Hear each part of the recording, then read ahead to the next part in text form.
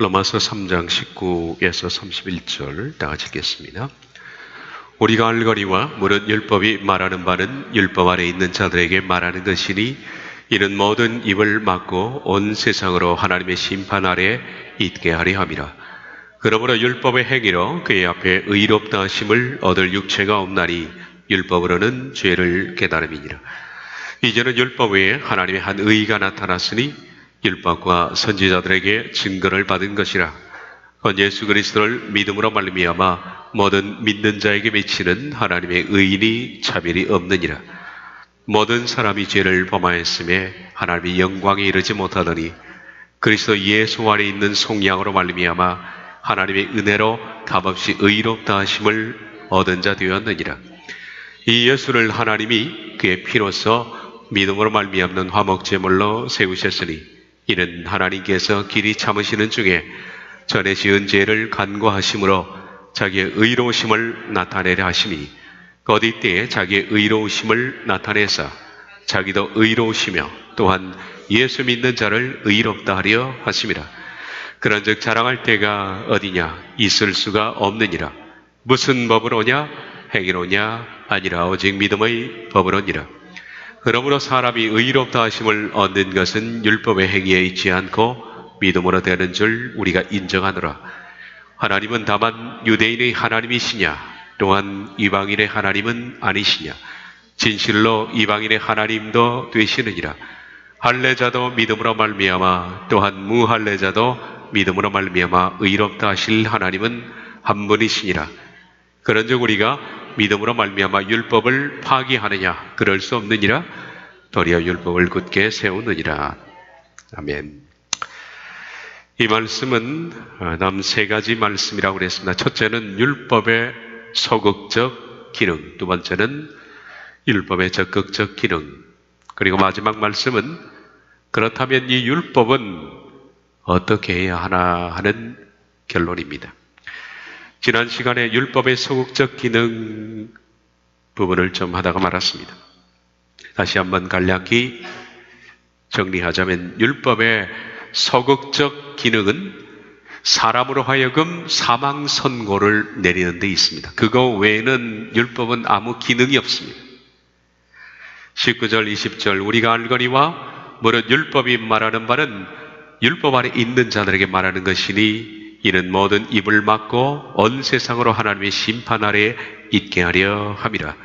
그러므로 율법의 행위로 그의 앞에 의롭다 하심을 얻을 육체가 없나니 율법으로는 죄를 깨달음이라. 율법은 율법 아래 있는 자들에게만 주어진 겁니다. 다시 말하면 율법 아래 있는 자는 누구냐 하면 유대인입니다. 그러므로 율법은 이방인에게 주신 것이 아니라 율법 아래 있는 이스라엘 사람들에게만 준 겁니다. 이방인은 양심이 있다고 했습니다. 그러면 율법을 주신 목적은 모든 입을 막고 온 세상으로 하나님의 심판 아래 있게 합니다. 입을 막기 위해서다. 율법에 주신 목적은 온 세상이 하나님의 심판 아래 있다는 것을 고지하는 것이 목적이다. 사망 선고를 내리는 것이 목적입니다. 3장 19절 하반절을 보면 이는 모든 입을 막고 온 세상으로 하나님의 심판 아래에 있게 하려 함이라. 이는 이라는 것은 율법을 주신 목적은 이란 뜻입니다. 율법을 주신 목적은 사람으로 하여금 변명을 하지 못하도록 하는 것이 입을 막는 겁니다. 죄에 대해서 율법은 명백하게 폭로함으로써 어떤 누구도 자기 자신이 죄에 대해서 변명하지 못하도록 사망 선고를 못 박는 목적이 율법에 있다. 율법은 그거 외에는 다른 것이 없습니다. 율법이 사람을 살리는 것도 아니고 율법이 사람에게 의를 주는 것도 아닙니다. 그러므로 이스라엘 백성들은 율법으로 의롭다함을 얻기 위해서 열심히 준수했는데 이것이 얼마나 잘못된 일이냐. 두 번째, 율법의 적극적 기능을 하다가 말았습니다만은 율법의 소극적 기능은 이처럼 유대인들에게 사망을 선고하는 데 목적이 있었다. 그리고 적극적 기능은 사망에 처한 이스라엘 백성들이 이제 우린 죽었다, 나는 내 죄 때문에 죽었다라는 사실을 발견하면 살려고 하지 않습니까? 필연적으로 사람은 그렇죠. 의사가 당신 3개월밖에 살지 못합니다 하면 살 방법은 없을까라고 찾잖아요. 사망 선고가 내려지면 그러면 내가 어떻게 살 것인가 하는 것이 사람의 주된 관심입니다. 율법으로 모든 인간은 하나님의 심판 아래 있다는 것이 선고되면 필연적으로 사람은 내가 살 길은 없을까라는 복음을 찾게 되어 있습니다. 그 복음은 이미 성경 안에 있다. 구약 안에 하나님은 율법도 주셨지만은 복음도 주셨다. 그러므로 율법은 복음으로 인도하는 하나의 기능을 가지고 있다. 이것이 율법의 적극적 기능이다. 그렇게 말했습니다. 3장 21절, 22절, 이제는 율법에 하나님의 한 의가 나타났으니 진짜 복음이 나타났습니다. 이 복음은 새로 나타난 것이 아니라 이미 구약에 있었던 것이다. 율법과 선지자들에게 증거를 받은 것이라 이미 구약에 율법도 있고 복음도 있었습니다. 그 복음이라는 것은 곧 예수 그리스도를 믿음으로 말미암아 모든 믿는 자에게 미치는 하나님의 의인이 차별이 없느니라. 직역을 하자면, 그리고 예수 그리스도의 믿음을 통한 하나님의 의인은 모든 믿는 자들을 향하여 있다. 왜냐하면 차별이 있지 않기 때문이다. 말씀드렸습니다. 여기서 복음이 새로 생겨난 근거가 뭐냐면 예수 그리스도의 믿음입니다. 복음이라는 것은 예수님의 믿음, 예수님의 믿음은 바로 예수님께서 아버지에게 보이셨던 믿음입니다. 예수님은 이 땅 사는 동안에 하나님 앞에서 사셨습니다. 그분은 절대적으로 순종하셨고 아버지의 말씀에 따라 사셨으며 목숨까지도 철저히 순종하여 내놓으셨습니다. 이것이 바로 예수님의 믿음입니다. 바로 복음은 예수님의 믿음 때문에 생겨난 겁니다. 그런데 복음은 요구하고 있다. 첫 번째, 이 복음은 예수님의 이러한 철저한 믿음을 통해서 만들어졌지만은 복음은 다 모든 믿는 자들을 향하여 있다. 우리가 예수님을 믿을 때 우리도 예수님처럼 그렇게 아버지께 철저히 순종하기를 복음은 요구하고 있는 겁니다. 그것이 믿는 자들을 향하여 있습니다. 왜냐하면 차별이 있지 않기 때문이다. 어떤 누구도 다른 방법이 없습니다. 예수님이 하나님 앞에 순종을 했던 것처럼 우리도 철저한 순종을 하는 것이 복음이다. 거기에는 다른 변명의 여지가 없다. 모든 믿는 자들은 그런 삶을 살아야 한다. 이것이 복음적 요구입니다. 복음은 요구가 있다. 복음은 만인에게 기쁜 소식만 전하는 것이 아닙니다. 기쁜 소식이라는 것은 사람들은 자기들은 아무것도 하지 않아도 복음을 믿기만 하면 의롭다 하심을 받는다고 생각하지만은 복음은 복음적 요구를 가지고 있습니다. 복음의 요구는 어떤 누구도 차별 없이 다 이런 식으로 믿어야 한다는 요구다. 이런 식이라는 것은 예수님이 아버지께 보였던 그 믿음처럼 모든 믿는 자에게도 그런 복음적 요구가 있다. 이 점에 있어서는 어느 누구도 차별이 없기 때문이다. 오늘 시간에는 다음부터 하도록 하겠습니다. 지금까지 지난 시간에 봤던 것처럼 로마서 3장 21절과 22절의 치명적인 번역적 오류로 인해서, 그 번역적 오류라는 것은 그 부분이죠. 한글개혁 성경에는 예수 그리스도를 믿는 이라고 되어 있지만은 원문에는 예수 그리스도의 믿음입니다. 그건 소유격입니다. 소유격을 목적격으로 치명적으로 잘못 번역함으로 말미암아 이 복음이 요구하는 것, 모든 믿는 자들에게 향하여 있다고 그랬잖아요. 예수님이 그렇게 사셨던 것처럼 복음은 모든 믿는 자들에게 다 요구를 합니다. 이처럼 복음은 치열한 복음이다. 목숨을 걸고 싸워야 하는 치열한 복음을 번역적 오류로 말미암아 너무 쉬운 복음으로 변질을 해놓았다.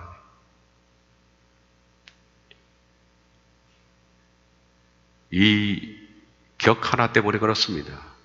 소유격을 목적격으로 잘못 번역한 것 때문에 이렇게 큰 문제가 생기는 겁니다.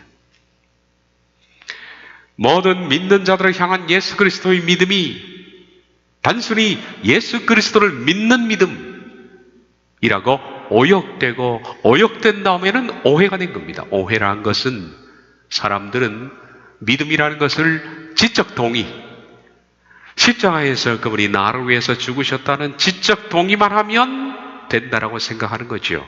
그래서 오역되고 오해됨으로 말미암아 너무나 쉬운 복음, 아무것도 하지 않아도 되는 것으로 복음이 변질되었다라는 겁니다. 그러나 우리가 읽은 로마서 3장 22절은 치열한 복음입니다. 다시 한번 보시고, 그리고 예수 그리스도의 믿음을 통한 하나님의 의는 모든 자들을 향하여 있다. 그렇습니다. 예수님이 하나님께 보인 그 믿음은 모든 사람에게 향하여 있습니다. 그런 식으로 살도록, 예수님이 그런 식으로 사셨던 것처럼 너희도 순종하여 살도록 모든 믿는 자들에게 향하여 있다. 이것은 유대인이든 이방인이든 이 복음은 전혀 차별이 없다. 똑같이 복음은 요구한다. 이것이 치열한 복음입니다. 치열한 복음을 너무 쉬운 복음으로 변질을 해놓았다. 바울은 다시 복음을 설명합니다. 위에서 말했던 복음을 다시 한 번 더 쉽게 설명합니다. 그래서 23절부터 26절입니다. 모든 사람이 죄를 범하였음에 하나님의 영광에 이르지 못하더니 그리스도 예수 안에 있는 성령으로 말미암아 하나님의 은혜로 값없이 의롭다 하심을 얻은 자 되었느니라.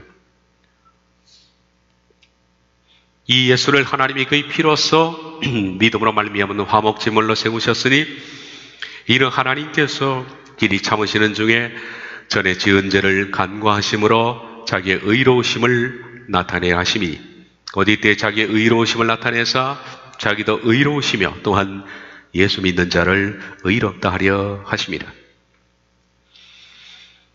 모든 사람이 죄를 범하였음에 하나님의 영광에 이르지 못하더니, 이것이 복음이 필요한 이유입니다. 모든 사람이 죄를 범했습니다. 죄를 범했기 때문에 그 결과 하나님의 영광에 이르지 못했다. 이 때문에 사람이 구원을 못 받는 겁니다. 구원을 못 받는 이유는 하나님의 영광에 이르는 사람이 없기 때문입니다. 하나님의 영광에 이르지 못하도록 만드는 주 원인은 뭐냐면 사람이 범한 죄 때문에 그렇다. 이르지 못했다라는 휘스테아어로는 결핍되다라는 게, 펄시어스는 뭔가 좀 부족하다. 그리고 lacking, 뭔가 결핍된 상태. 부족하다, 뭔가 좀 부족하고 결핍되었다라는 것은 뭡니까? 완전히 사람 속에 하나님의 영광이 없는 것이 아니라 어느 정도 있는 거예요. 있는데 그 자체가 부족한 겁니다. 모든 사람들이 죄를 지었기 때문에 하나님의 영광이 완전히 파괴된 것은 아니지만은 구원에 이를 만큼 영광은 충분하지 않다. 그래서 구원을 받지 못하는 것은 하나님의 영광이 결핍된 것이기 때문입니다. 그런 뜻입니다. 모든 사람이 죄를 범하였음에 하나님의 영광에 이르지 못하더니, 바울이 지금 말하려고 하는 것은 구원입니다. 구원의 문제를 지금 얘기합니다. 그렇다면 이것은 모든 사람이 죄를 범하였음에 구원에 이르지 못하더니 라고 바울이 설명하고 싶은 걸 이런 식으로 말을 바꾼 겁니다. 따라서 앞서 말씀드린 것처럼 구원에 이르지 못하는 이유는, 구원에 이르지 못하는 것은 하나님의 영광의 결핍 때문에 그런 겁니다. 하나님의 영광의 결핍은 무엇 때문에 왔느냐? 사람이 범죄한 죄 때문에. 이 죄가 없다면 사람은 하나님의 영광에 이릅니다. 그런데 이 죄 때문에 영광이 결핍된다라는 것이 바울의 논지입니다. 바울은 구원에 이르지 못했다라는 이 표현을 하나님의 영광에 이르지 못하더니 라고 바꾸어 말하고 있는 겁니다. 따라서 죄는 구원에 이르지 못합니다. 사람 속에 있는 이 죄는 절대로 이 죄성 자체가 구원에 이르지 못하게 합니다. 구원에 이르지 못한다는 것은 하나님의 영광이 결핍된다는 얘기입니다. 따라서 영광의 결핍은 곧 구원에 이르지 못하는 것이고 그 이유는 죄라는 겁니다. 그러면 여기서 말하는 하나님의 영광에 이르지 못한 영광의 결핍, 하나님의 영광의 결핍이 구원에 이르지 못한다는 것인데, 그렇다면 하나님의 영광은 무엇을 말하는 것일까? 하나님의 영광이 뭘까? 하나님의 영광, 여기서 말하는 하나님의 영광은 뭐를 의미할 것인가? 이 점에 대해서는 여러 사람들이 논란이 있지만은, 그러나 논란은 논란이고, 이 부분에 명백한 것은, 하나님의 영광이라는 것은 우리 속에 있는 하나님께서 인간이 타락되기 전 원래 창조하셨던 인간 속에 있는 하나님의 형상, 이걸 가리켜서 영광이라 부르는 것, 그것이 확실합니다. 달리 다른 해석은 없습니다. 하나님의 영광이라는 것은 특별히 사람에게 하나님이 창조하시면서 하나님의 모양 그리고 하나님의 형상으로 창조했는데, 그 하나님의 형상, 창세기 1장 27절에 나와 있는 하나님의 형상으로 지은, 타락되기 전에 가지고 있던 하나님의 형상, 이것이 하나님의 영광입니다. 그것이 구원의 상태입니다. 그런데 인간이 죄를 지음으로 말미암아 하나님의 형상은 파괴되었습니다. 죄 때문에 파괴되었습니다. 파괴되었다는 것은 아예 없는 것이 아닙니다. 그러므로 칼빈의 전적 타락은 아닙니다. 왜냐하면 영광이 결핍되었다라고 말하지 않습니까? 결핍은 부족한 것이지 완전한 파괴를 말하는 것이 아닙니다. 그러므로 칼빈의 절대 전적 타락설은 옳지 않습니다. 부분적으로 타락한 겁니다. 그런데 인간이 죄로 말미암아 하나님의 형상이, 다시 말하면 하나님의 영광이 부분적으로 타락되었다 하더라도 이 죄로 말미암은 하나님의 형상, 부셔진 하나님의 형상은 결코 그 결핍된 상태로 영광, 곧 구원에 이르지 못한다 라는 뜻입니다. 그러면 하나님께서 인간을 만드실 때 하나님의 모양과 하나님의 형상으로 지었는데, 하나님의 영광이라고 불리우는 인간 속에 있는 하나님의 형상은 뭘까? 그것은 하나님의 성품입니다. 신의 성품입니다. 하나님께서는 인간을 창조할 때 하나님의 성품을 그 속에 집어넣어 놨습니다. 이게 하나님의 형상입니다. 인간의 형상입니다.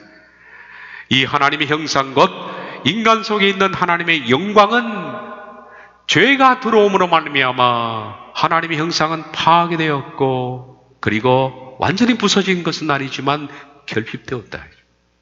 그러므로 구원이라는 것이 뭘까? 구원이라는 것이 뭘까?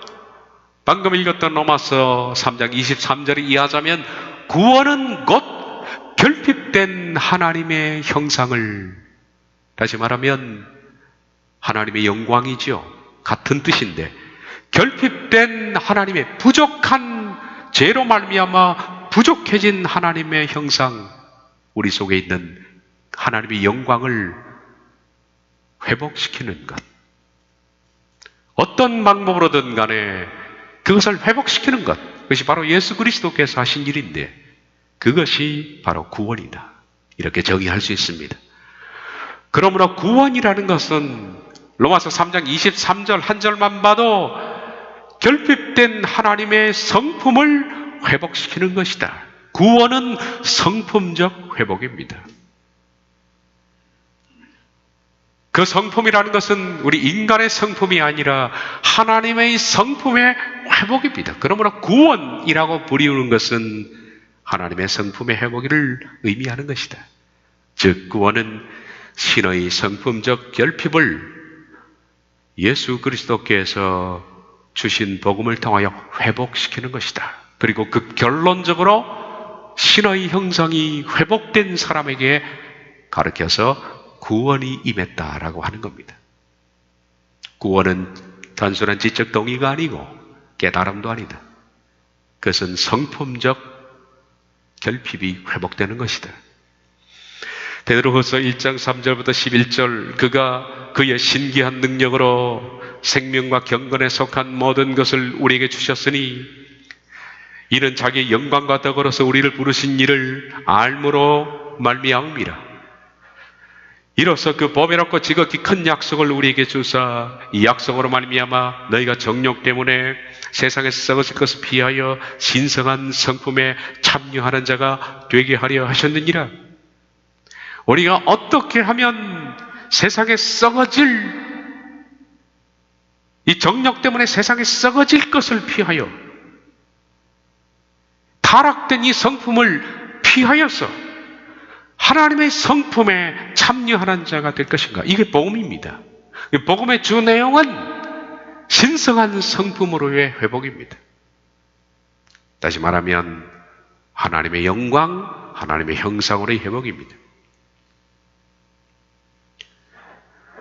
그러므로 하나님의 신성한 성품, 하나님의 영광의 회복은 이러한 성품으로의 회복입니다. 너희가 더욱 힘써 너희 믿음의 덕의 지식을, 지식의 절제의 인내를, 인내의 경건의 형제 우애를, 형제 우애의 사랑을 도하라.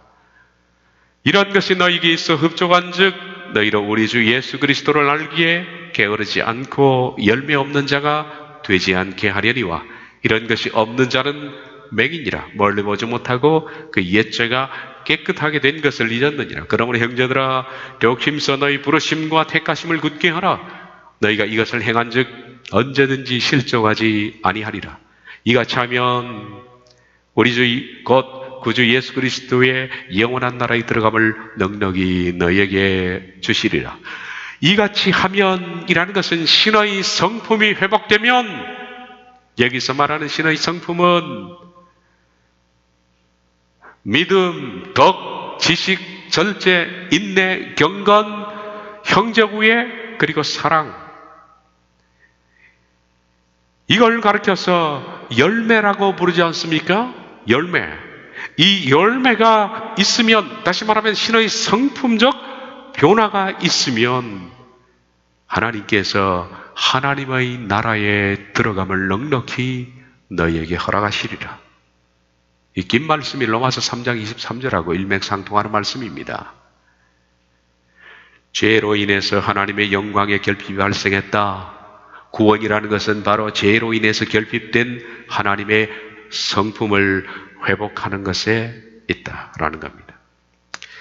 예수님께서 하신 일은 바로 이 결핍된 부분, 죄로 말미암아 하나님께서 원래 창조하신 타락 이전에 하나님의 형상이 죄로 말미암아 부셔졌는데 이것을 회복하는 것이 예수 그리스도께서 십자가에서 제시하신 길입니다. 바로 예수님의 복음 안에는 우리가 어떻게 하면 하나님의 형상으로의 회복을 이룰 수 있는가 하는 것이 들어있습니다. 그것이 바로 굿뉴스, 복음입니다. 복음이라는 것은 우리가 아무것도 하지 않아도 공짜로 구원을 주신다는 것이 아니라 어떻게 하면 신의 성품으로 회복할 수 있는가 하는 것을 일러주신 그것이 굿뉴스입니다. 바로 예수님께서 이 결핍의 문제를 어떻게 해결해 놓으셨고 또 복음은 우리에게 무엇을 요구하고 있는가 하는 것을 다음 말씀을 통해서 보겠습니다. 그리스도 예수 안에 있는 속량으로 말미암아 하나님의 은혜로 값없이 의롭다 하심을 얻은 자 되었느니라. 로마서 3장 24절 지경을 봅니다. 그분 하나님의 은혜에 의하여 그리스도 예수님 안에서 구속을 통하여 값없이는 내가 어떤 대가를 지불하지 않고 그분이 대신 지불해서 의롭게 된다라고 말했습니다. 여기서 의롭게 된다는 것은 성품적 회복이 이루어지는 것입니다. 성품적 회복은 어떻게 이루어졌느냐? 가장 중요한 것은 구속입니다. 구속이라는 것을 통해서 성품적 회복이 이루어집니다. 그런데 이 구속은 누가 시작하셨느냐? 하나님의 은혜, 하나님이 불쌍히 여기셔서 시작하셨고 그 구속을 행하신 분의 그리스도 예수이십니다. 하나님의 은혜에 의해서 그리스도 예수님께서 하셨습니다. 무엇을? 구속을. 그리고 그 구속은 내가 구속을 위해서 지불한 것은 전혀 없습니다. 그분이 다 지불했습니다. 이렇게 생각하면 24절 한 절만 딱 읽으면 여러분들은 지금 그러면 우리가 할 것이 없다라고 생각하는데 잘 들으셔야 됩니다. 구속이라는 단어의 의미를 바로 깨달으셔야 됩니다. 그러면 이 말씀이 이해가 됩니다. 구속은 구원과 다릅니다. 많은 사람들이 구속을 구원으로 생각하지만은 구속과 구원은 다릅니다. 구원은 하나님의 은혜로 시작했습니다. 그 얘기는 좀 이따고요. 구원은 하나님의 은혜로 시작했습니다. 하나님께서 타락된 인간, 그래서 하나님의 영광, 하나님의 성품, 하나님의 형상이죠. 이것의 결핍으로 인해서 구원에 이르지 못하는 인간을 긍휼히 여기신 그것이 바로 구원의 시작이었습니다. 그러니까 구원의 시작자는 하나님이십니다. 인간은 구원을 위해서 시작할 수가 없습니다. 오직 하나님께서, 은혜라는 것은 긍휼이라고 번역해도 괜찮습니다.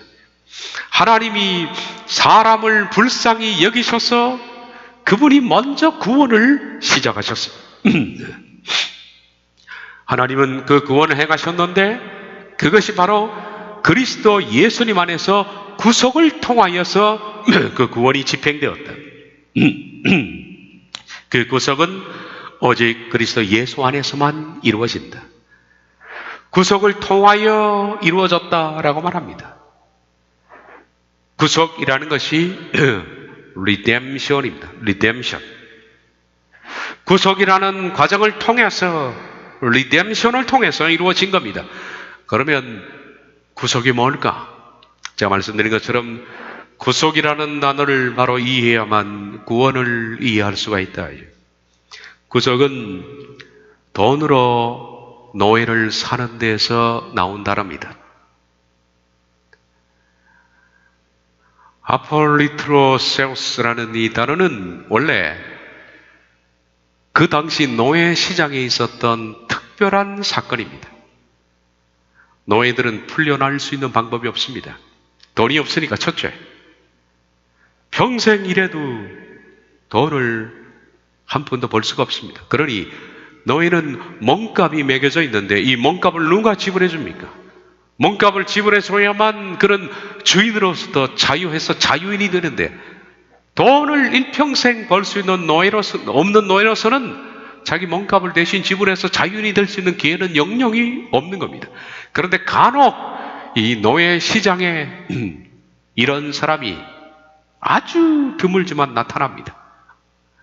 익명의 어떤 돈 많은 신사가 무슨 이유인지 모르지만 나타납니다. 그리고 노예의 몸값이 예를 들어서 은 100개라면 은 100개를 지불하고 그 사람을 삽니다. 노예로서는 저 주인을 따라가서 이제는 노예 생활 해나보다 라고 생각했는데 갑자기 밖에 나와서 노예 문서를 뒤져버립니다. 그리고 노예에게 말합니다. 당신 가고 싶은 대로 가십시오. 이제부터는 당신은 자유인입니다. 이런 사람이 어쩌다가 한 번씩 생겨납니다. 아마 자선을 행하고 싶은 사람의 본능 때문이지 않겠습니까? 바로 그럴 때 특이한 사건, 이 사건에 쓰인 단어가 아폴리트로세우스라는 단어입니다. 구속이라는 겁니다. 어떤 사람이 돈을 지불하고 그 노예를 샀다. 아포리트르세우스라는 것은 무엇으로부터 풀어주다? 그 사람이 노예 상태로부터 풀어주는 것을 말합니다. 다시 말하면 여기서는 죄의 비천한 상태로부터 풀어주는 겁니다. 우린 어떤 방법을 써도 인간은 스스로 죄의 상태에서 자기를 석방할 수가 없습니다. 노예가 일평생 일해도 단돈 1원을 벌 수 없는 제도처럼 우린 내게 얽매여 있는 죄의 어떤 상태로부터 인간은 스스로 자신을 풀을 수 있는 방법은 전혀 없다. 노예는 몸값이 메어져 있습니다. 그런데 그 몸값을 지불하고 대신 풀어준 그 사람, 이걸 구속이라고 부르는데 속은 바칠 속입니다. 바꿀 속입니다. 그러므로 그 사람에게 대신 돈을 주고서 구원했다는 뜻입니다. 이때 쓰이는 단어가 구속이라는 단어입니다. 이 말씀의 뜻은 예수 그리스도는 죄로 인해 하나님의 성품에 이르지 못한 비천한 죄의 노예 상태에 머물러 있는 사람에게, 그러니까 우리들은 우리의 노예 상태에서 이 죄에 대해서 어떤 대가도 지불할 수 없는 그런 처지입니다. 일평생 살아도 안 됩니다. 그러므로 우리의 주인은 공중의 권세 잡은 사탄이었습니다. 이런 상태에서 노예의 몸값은 그 당시에는 은 100개도 되고 80개도 되지만은 사탄이 우리에게 매겨놓은 노예의 몸값은 영원한 형벌입니다. 지옥입니다. 왜냐하면 성경도 죄의 삭은 사망이기 때문에 우리가 사망을 지불하고 어떻게 살 수가 있습니까? 인간 자체가 불가능하죠. 그런데 예수님이 십자가에서 대신 죽으심으로 말미암아 우리에게 구속하신 겁니다. 대신 지불하시고 샀다는 겁니다. 그래서 죄의 노예로서 하나님의 영광의 결핍 상태에 있던 사람에게는 구원의 길이 열어진 겁니다. 그런데 구속이라는 것은 구원이 아닙니다. 구원이라는 것은 구속으로부터 시작해서 열매를 맺는 신의 성품을 회복하는 전 과정을 가르쳐서 구원이라고 부릅니다. 구원은 어느 한순간의 문제가 아닙니다. 내가 그것을 믿는 것 문제가 아닙니다.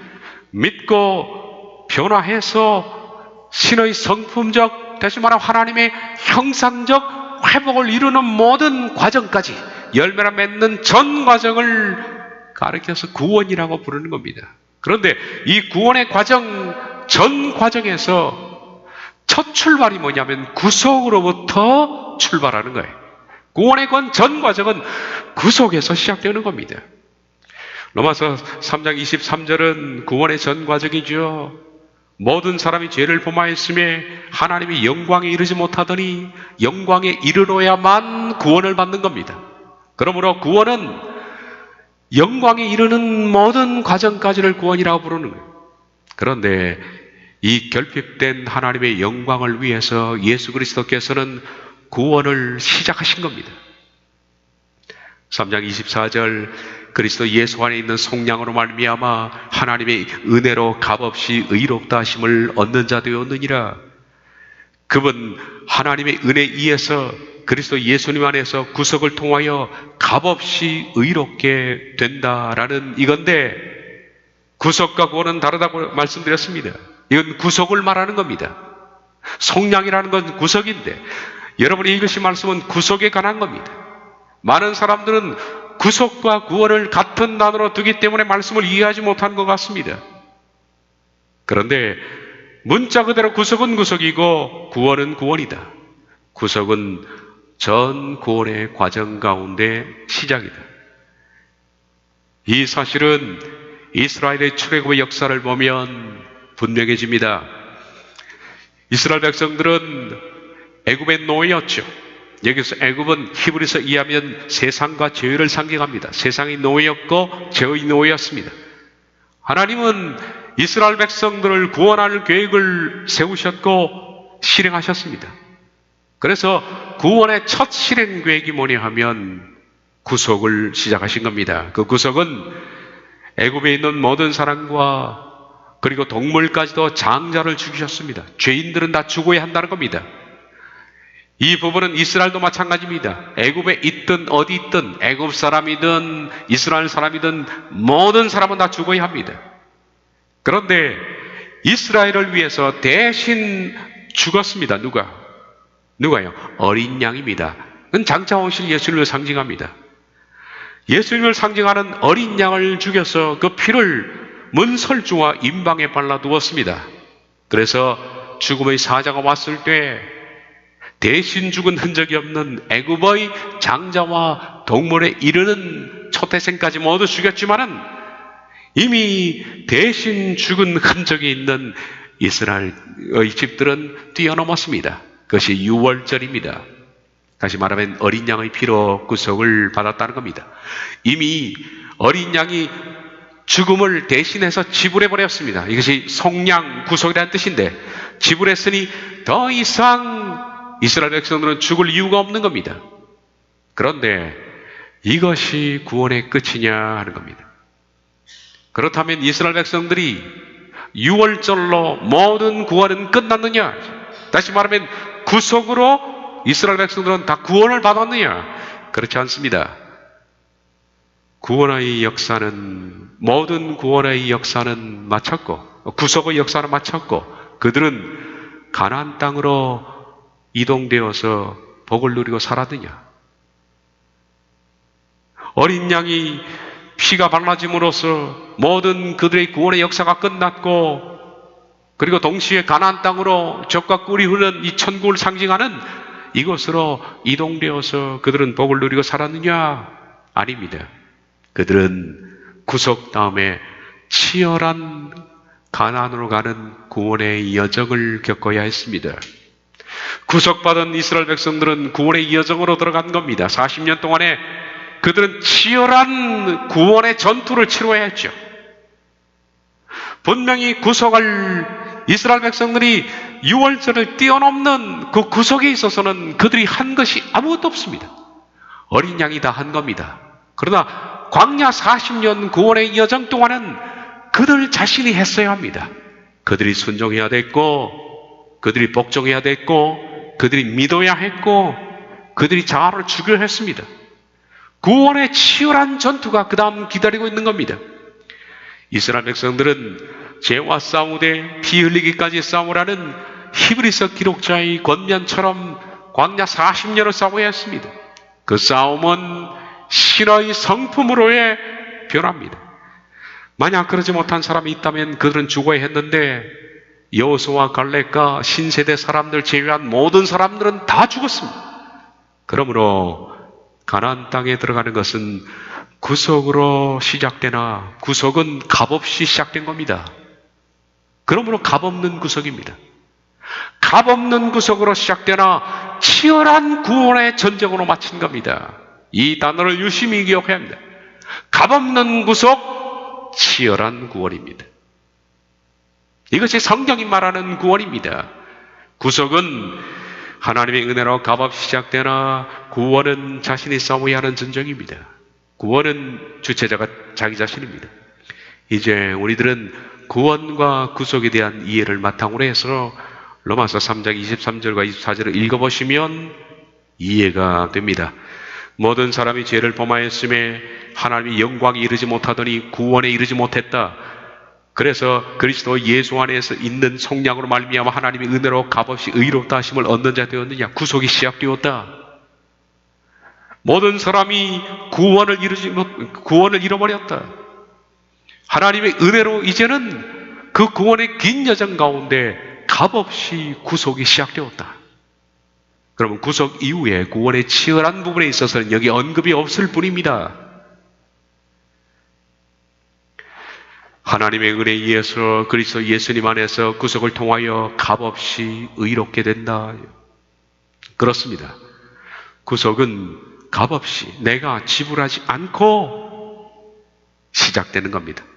예수님의 구속은 만인을 위한 겁니다. 누구든지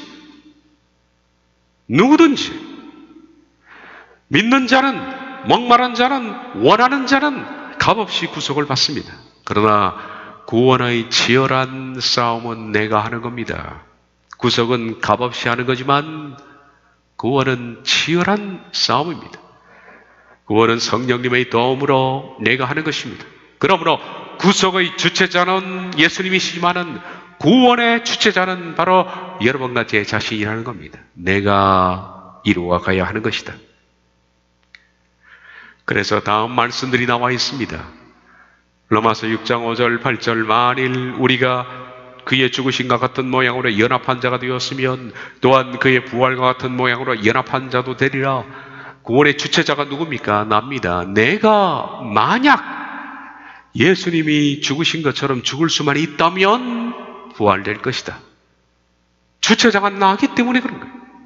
만일 우리가 그리스도와 함께 죽었으면 또한 그와 함께 살 줄을 믿노니 고린도전서 15장 2절 너희가 만일 내가 전한 그 말을 굳게 지키고 헛되이 믿지 아니하였으면 그로 말미암아 구원을 받으리라.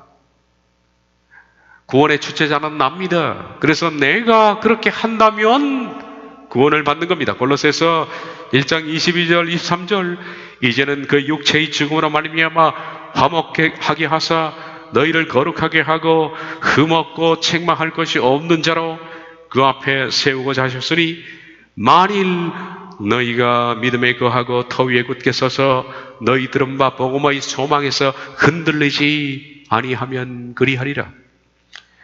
베드로서 2장 20절 만일 그들이 우리 주 대신 구주 예수 그리스도를 알므로 세상의 더러움을 피한 후에 다시 그 중에 얽매이고 지면 그 나중 형편이 처음보다 더 심하리라.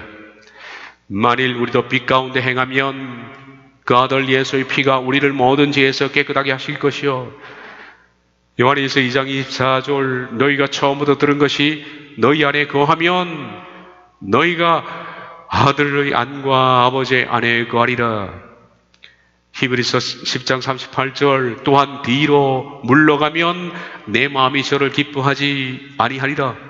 요한복음 15장 6절 사람이 내 안에 거하지 아니하면 가지처럼 바뀌어버려 말라지나니 8장 51절 사람이 내 말을 지키면 죽음을 영원히 보지 아니하리라.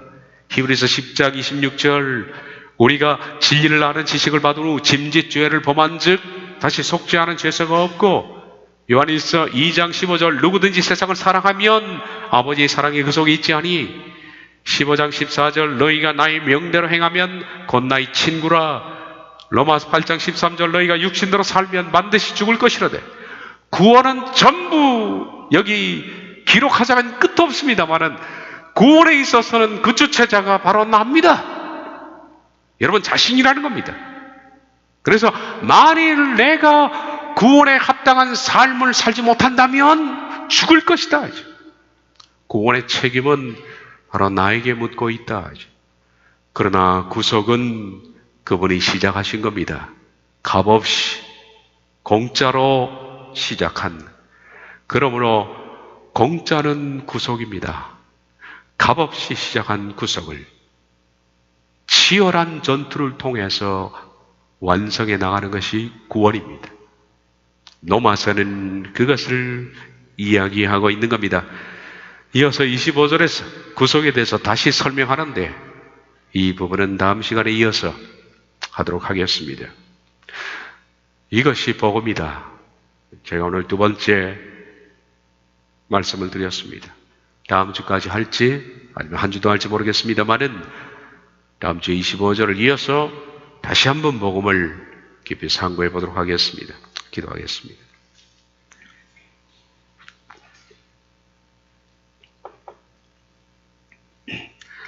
값없이 시작된 구속을 치열한 싸움으로 구원의 완성에 이르도록 이것이 복음이며 이 복음을 예수님이 아버지를 믿는 믿음 때문에 가지고 오셨습니다. 복음은 그러므로 공짜로 시작해 복음의 요구를 이루는 바로 그것이 구원의 완성인데 우리가 신의 성품에 이르도록 치열한 구원의 전투를 하게 하옵소서. 주님, 우리가 다 이루면 아무 소용이 없습니다. 구원을 이루면 이 세상의 모든 것들에 무슨 의미가 있겠습니까? 두려움과 떨림으로 구원을 이루어 나가게 하옵소서. 예수님의 이름으로 기도하옵나이다.